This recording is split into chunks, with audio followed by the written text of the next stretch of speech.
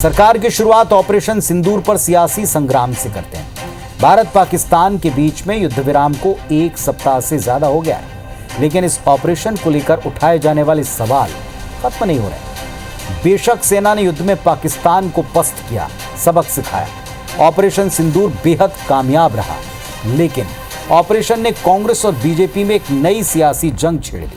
देखिए जरा।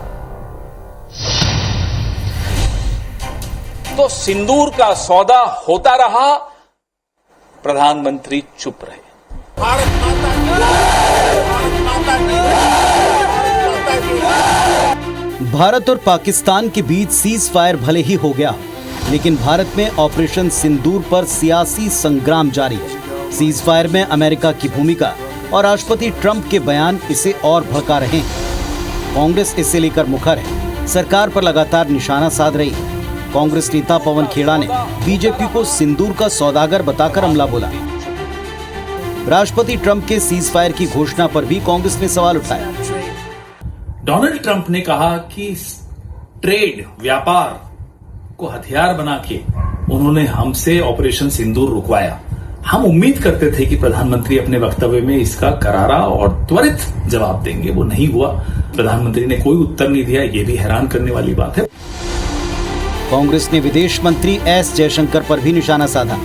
आरोप लगाया कि पाकिस्तान को ऑपरेशन सिंदूर की जानकारी पहले ही दे दी गई, जिसके चलते भारत को कई विमान गंवाने पड़े। जयशंकर इस तरह का बयान दें जो पाकिस्तान में और पूरे देश में, पूरे विश्व में हमारी हंसी उड़ रही है। इसलिए राहुल गांधी बार बार कह रहे हैं कि आप जवाब दीजिए। इस फोरवार्निंग से, ये जो आपने पहले ही पाकिस्तान को बता दिया, इससे देश को क्या नुकसान हुआ, यह हमारा लिए जानना बहुत जरूरी है। देश के कितने हवाई जहाज गिरे, देश को क्या नुकसान हुआ और कितने आतंकी बच के भाग गए, यह जानना हम सब के लिए बहुत जरूरी है। राहुल गांधी ने भी इसके पहले एक्स पर एक वीडियो शेयर कर यह आरोप लगाया था कि विदेश मंत्री ने सार्वजनिक तौर पर स्वीकारा है कि सरकार ने पाकिस्तान को हमले के पहले ही सूचना दे दी थी। राहुल के मुताबिक इसी के चलते वायुसेना को कई विमान गंवाने पड़े। हालांकि विदेश मंत्रालय इसका खंडन करते हुए पहले एक बयान जारी कर चुका है, जिसमें कहा गया कि विदेश मंत्री ने ये कहा था कि ऑपरेशन की शुरुआत में पाकिस्तान को चेतावनी दी गई, जिसे अब ऐसे पेश किया जा रहा है जैसे ऑपरेशन की सूचना उनको दी गई। तथ्यों को गलत तरीके से पेश किया जा रहा है, हम इसका विरोध करते हैं। कांग्रेस ने ऑपरेशन सिंदूर पर बीजेपी को घेरा और सिंदूर का सौदागर बताकर हमला बोला, तो इधर बीजेपी ने भी पलटवार में देर न की।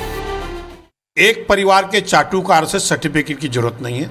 सिंदूर का महत्व और उसको पुनः स्थापित करके उसको गौरवान्वित करने का काम माननीय मोदी जी ने किया है।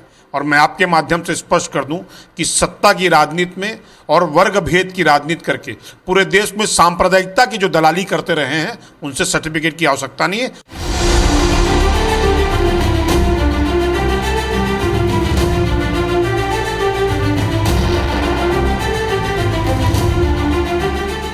दशकों से आतंकवाद झेल रहे भारत में ऐसा पहली बार हुआ जब सीमा पार जाकर एक साथ कई आतंकी ठिकाने टारगेट किए गए। बीजेपी इसका श्रेय प्रधानमंत्री मोदी को देकर देश भर में तिरंगा यात्राएं निकाल रही है, तो वहीं कांग्रेस पार्टी ऑपरेशन में कमियां गिनाकर बीजेपी के दावे पर सवाल उठा रही है।